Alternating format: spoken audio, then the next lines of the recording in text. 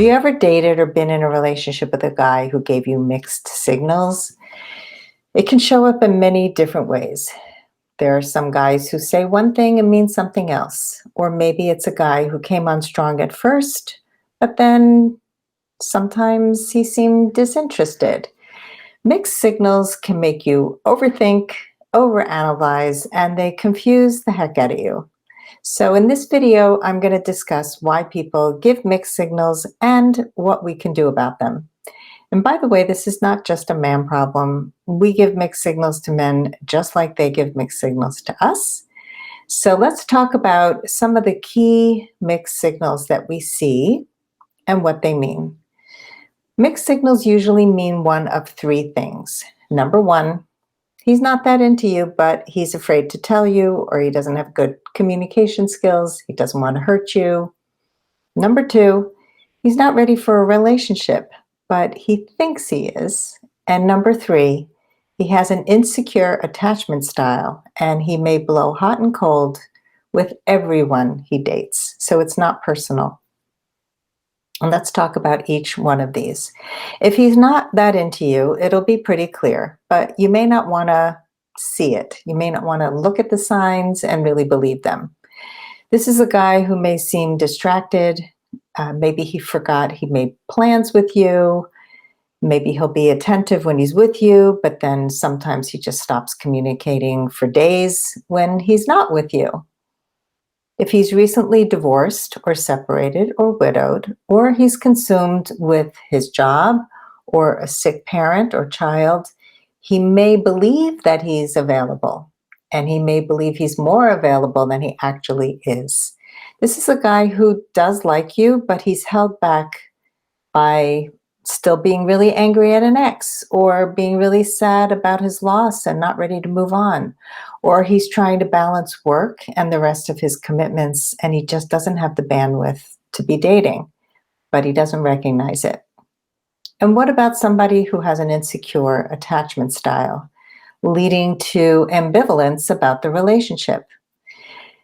People who grew up in homes without secure attachment to their caregivers or parents often have attachment traumas in their romantic relationships. They want you until they get you. They pull away, and then you become more anxious, which makes them want you less. Then you start to pull away, and the chase starts again. And this is crazy making if you have ever been in a relationship like that. It's common for people to have mixed feelings, uncertainty, or indecisiveness concerning any relationship until they've gotten to know each other better and feelings become clearer. So mixed feelings and indecisiveness is common, not mixed signals. When those mixed feelings lead to ambiguity after the relationship has already progressed, that can lead to anxiety and fears. And it can feel like you have lost all control in the relationship, that the other person has all the power. Mixed signals keep things off balance, and they can create distance.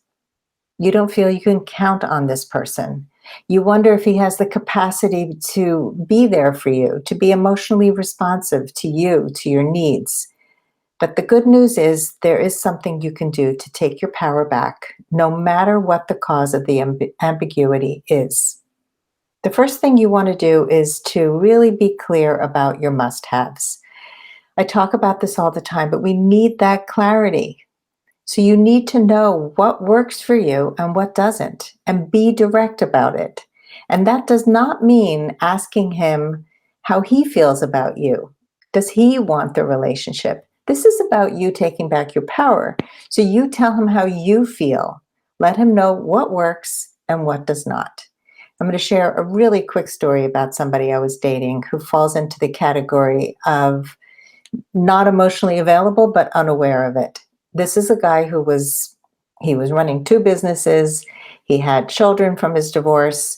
He was juggling a lot of balls in the air. And we met, we were really attracted to each other. We went on a few dates, and then the communication started to wane. He didn't text me as much. He stopped planning dates. He said, "No, I'm really busy, but I want to make time for you." And we arranged for a date, let's say the following Monday. But he never confirmed, and he never told me where we were meeting, what we were doing, and I just left it up to him. I didn't want to reach out again because I had already let him know I was interested in seeing him, but I wasn't going to do all the work. Monday came and went, no date. The next day, I get an apologetic email from him. I am so sorry. Please forgive me. Will you ever forgive me? I've been just so busy, busy, busy, busy. That was his big excuse, and understood. And so I wrote him back and I said, I forgive you. I don't hold grudges, but I want to be with a man who is available for a relationship right now. You seem really busy, and that's fine. Good luck with your life, but I'm not going to continue dating you.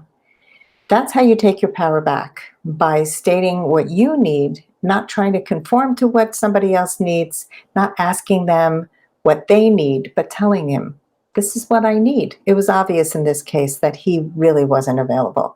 I mean, he could have said, listen, you're really important to me and I'd like to make time for you, but he didn't do that. So it was done. And in the past, I would have made myself crazy, waiting, getting angry, not speaking up.